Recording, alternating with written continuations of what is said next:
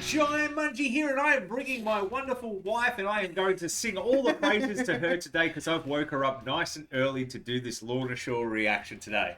I love you. Yeah. I love you so much. Yeah. That's not what she was saying when I was like, hey, we've got to wake up now. It's time to do Lorna Shore. I need to do it before I go to work. If you can't tell, we're both kind of Lorna Shore fans. We've saw Lorna seen. This is what you get for listening to us do a reaction early in the morning. But we've seen Lorna Shore live. Yes. Incredible. In fact, last night we were watching their performance at Hellfest, and my God, if you haven't watched that, go freaking watch that right now. Well, no, not right now. After this, you can go watch it after this reaction. But it's the mixing, the sound, everything on that was just. Hellfest is definitely on the bucket list. I know that initially you were a bit startled by it, but come on. I mean, I've got a ginger beard, I've got blonde hair, and I hear Hellfest gets to like 42 degrees, so the idea of that was like, but, you know, we've been... You tan! Yeah, I do tan. I'm the one that burns! I'm a ginger man who actually tans. It's not fair. Like, it's an anomaly. God just loves me, I guess. Praise on be to him. We're not religious. Anyway. We got Lorna Shore's brand new music video is out. I can't even remember what it's called. What's it bloody called? Oblivion? Unbreakable. Oblivion was the last one. That's... Like I said, it's early. Now, I know you guys are keen. We've got to keep my wife awake somehow, so we've got to start the music. I'm doing the wiggle sing. just give me pretty men screaming at me. Yes. Well, yeah, no, it won't be me. It will be Will. Let's get to it.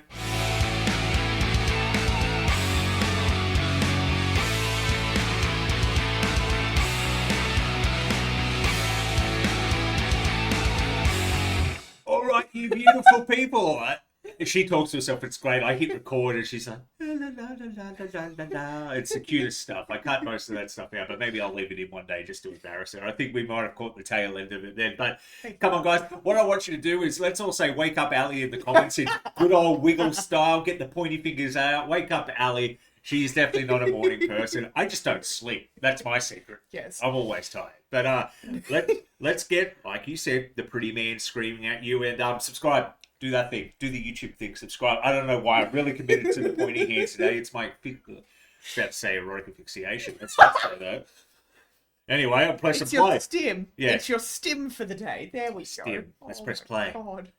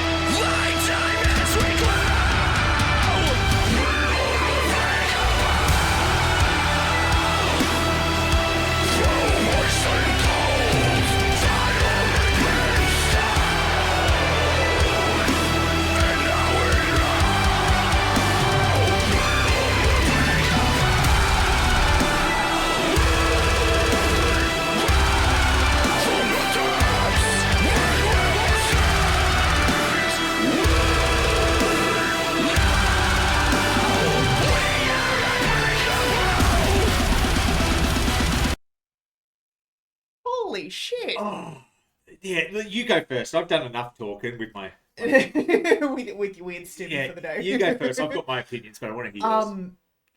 I remember seeing them posting about advertising for people to come to this. Because everyone noticed that no one's wearing a branded anything. Ah, you're right. Will's the only one in a white shirt. I just kind of looked at it and was like, us metalheads sure do like wearing black. But No, I remember them posting about saying, hey, if you're going to be in this area at this time, whatever day it was, and you want to be a part of a Lorna Shore video, I think you had to RSVP somewhere because obviously they could only do limited numbers and it was first come, first serve. But it was the one requirement was everyone had to just wear plain black. There couldn't be no bands, no branding, no nothing.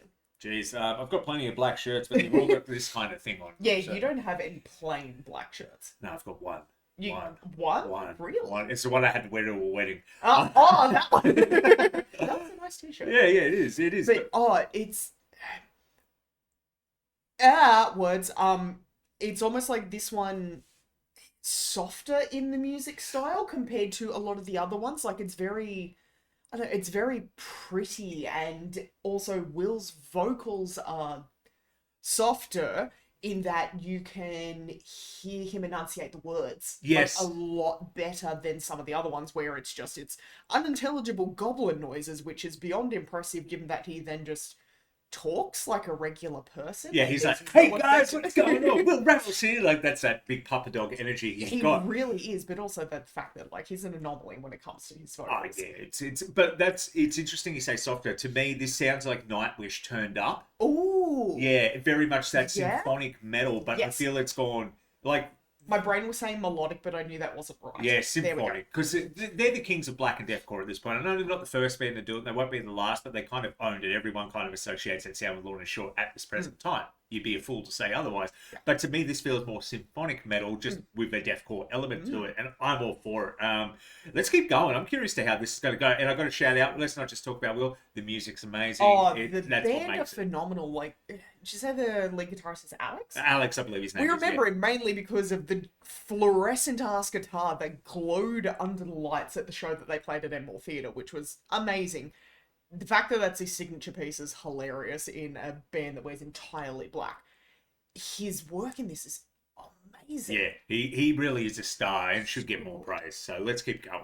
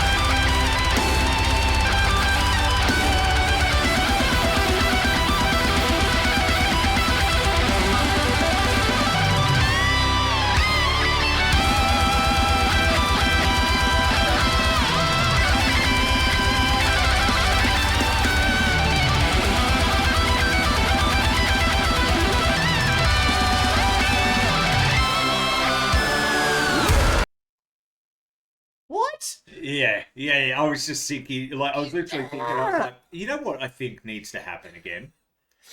The Guitar Hero needs to make a comeback, because that's what, like, people got into, like, you know, Dragon Force and In Yes. Flames and all those bands. Now, it's not hard to find music anymore. No. And I think what killed Guitar Hero a little bit was being able, it constantly had that live update where new songs could come in all the time. And that kind of ruined the fun. I feel you need to have a set amount of songs and then do DLC. Because I was always terrible at it, so I never played. yeah, my brother was good. I could play on hard, but I could never play on expert. You mean the one that's a really fucking good guitarist? Yeah, that one. Yeah. Yeah. And drummers are surprisingly good at Guitar Hero because it's a rhythm game at the end of the day. Yeah, which makes sense. But that guitar solo was brilliant. I was just thinking, man, if this was like, you know, mid-30s I am, talk like Yoda, I do.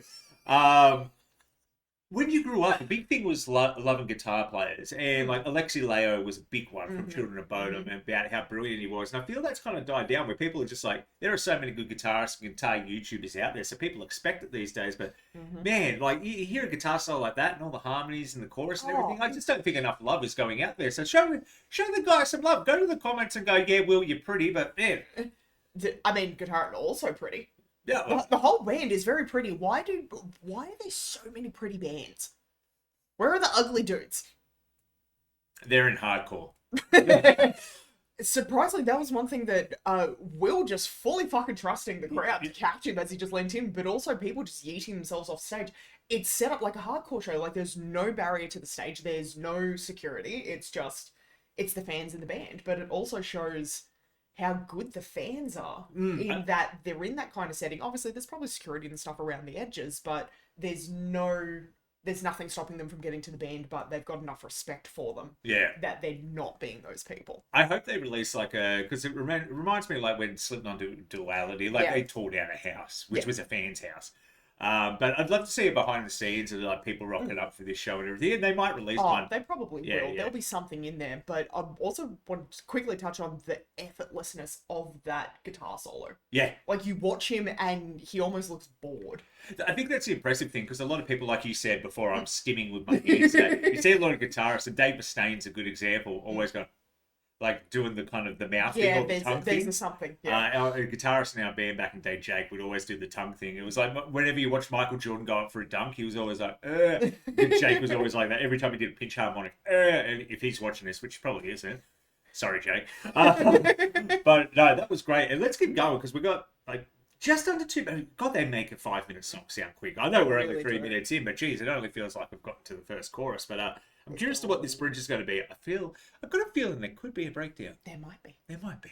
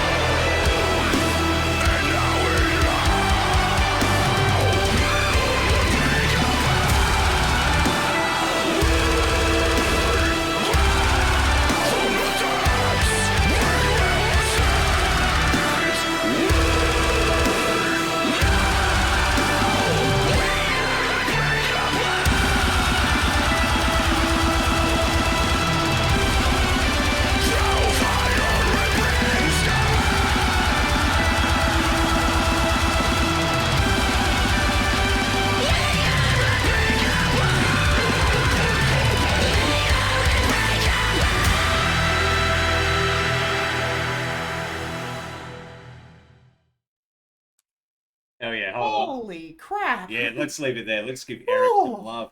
I have got to say before we get into anything, that chorus is amazing. I was singing it by the end of it. This was very, and I'm gonna trip over my words.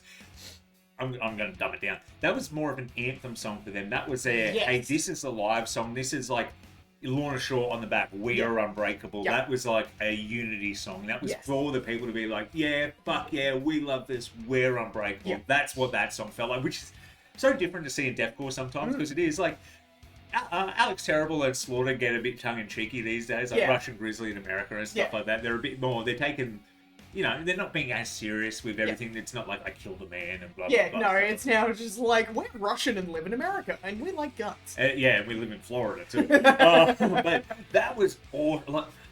Like, I was so set in my ways at the beginning of this year. Hymns of Dissonance by Whitechapel was going to be the Deathcore album of the year, and to me, is still the one to beat. But Shadow of Intent have their album out tomorrow. Slaughter, I don't think Slaughter's going to reach those levels, but I do enjoy Slaughter. It's fun, cheeky, great stuff. But that's going to be a great album too. Brand of Sacrifice should be doing something. If you're not, I can get around to it. Yeah, come on, Kyle. Yeah, but it's just everything. Signs of the Swarm have got stuff coming out. I think the only one that doesn't have anything coming out this year of the big ones is Fit for an Autopsy because they did last year. Yeah. And Thy Art is Murder because I don't think they're releasing anything till next year. Talked to Marshy and it kind of seems like we're going to start writing and recording next year. Fair. But yeah, that was amazing. I almost started like feeling like a little emotional about it because, and also just seeing the crowd shots and it's almost like the adoration for the band. It's not something you see very often. No, that's not the right thing I was going to say. It's not something you see very often for the genre, but it is. It's like people truly do adore these bands, but I guess it's because they're coming so much more to the forefront. Yeah. Where it's finally, our genre's being properly recognised. Yeah, and people, your niece, like people that weren't into metal are now into the Lorna Shores and the sort of like they've skipped over the induction phase from Metallica and they're just straight to Deathcore. And I'm like, yeah. This is my niece, like she's 20 now, but when she was younger, she was listening to Paramore, which I'm like, this is a great introduction. And then she messaged us and was like, hey, can you put me together a playlist? Slaughter to Prevail are one of her favourite bands. She was at the Barrier for the first show that they came to Australia. And I'm just like, you are 5'0". I am so proud of you. Sarah Bear, if you're watching this, I love you, kiddo. Yeah, it's one of those things, man. It's beautiful to see. You want to see it because, forever, Metallica can't be everyone's entry. It was mine. Don't get me wrong. Well, I say that. Manson for me. Technically, mine was Creed. Not gonna lie. And you listen to it, you're like, Creed. I was like, go back and listen to that first album. Some of those tracks like Unforgiven and Nickelback? Nickelback were really popular on the radio, and they had some good riffs. Don't get me wrong, they've got some sick riffs. Yeah, you listen to Animal. Oh, we're never gonna quit. Let's not get copyrighted by Nickelback as well. But that was awesome. I love that. I cannot wait for the album. September seems so far away, but we're going to blink and it's going to be here. At least we've got Shadow of Intent to tie us over tomorrow. So I'm looking forward to that. Tell me what you're looking forward to. And if you were one of those people that were in the crowd for this gig and you've watched this, please comment down below. Tell me your experience. I reckon it'd be fucking sick. I've never done a music video shoot before. I reckon that would be unreal. Oh. Hopefully, Australian bands, yes. Yes. Come on. Something, the Sydney, Newcastle kind of area? Yes. Please, Kay, thanks. Yes, Parkway. I know you like doing stuff like that. Let's film a music video on the Hellbound Cruise. Anyway, that'll be all from us today. So hit that subscribe button or I'll come for you. But until next time, I've been Jaimunji. I'm Mrs. Munji. And you all have a good one. Wake up, Jeff. Subscribe!